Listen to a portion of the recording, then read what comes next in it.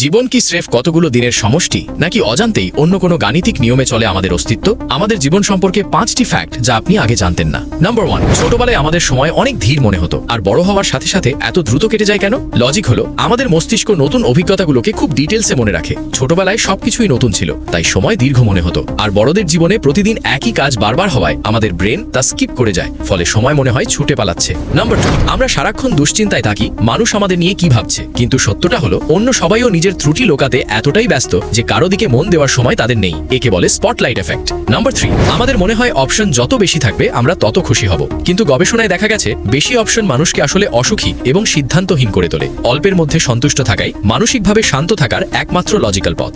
Number 4, আমরা অনেক সময় এমন কোনো কাজ বা সম্পর্কে আটকে থাকি যা আমাদের আর আনন্দ দেয় না, কারণ আমরা ভাবি আমি অলরেডি এখানে অনেক সময় নষ্ট করেছি। লজিক হলো, পেছনের সময়ের মায়া করতে গিয়ে আমরা ভবিষ্যতের সুন্দর সময়টাকেও নষ্ট করে ফেলি। নাম্বার 5, আপনি পৃথিবীতে এসেছেনও একা এবং এখান থেকে বিদায়ও নেবেন একা। মাঝখানের সময়টাতে আমরা মানুষের ভিড়ে নিজেদের জড়াতে চাই কেবল এই একাকিত্বের ভয় থেকে বাঁচতে, কিন্তু লজিক্যালি নিজের একাকিত্বকে যে উদযাপন করতে শিখে যায় পুরো পৃথিবী তার হাতের মুঠোয়। এই 5টির মধ্যে কোনটি আপনার জীবনের সাথে মিলে যায় কমেন্টে জানান, এবং এমন সব জীবনমুখী রহস্য জানতে সাবস্ক্রাইব করুন ফ্যাক্ট থিওরি।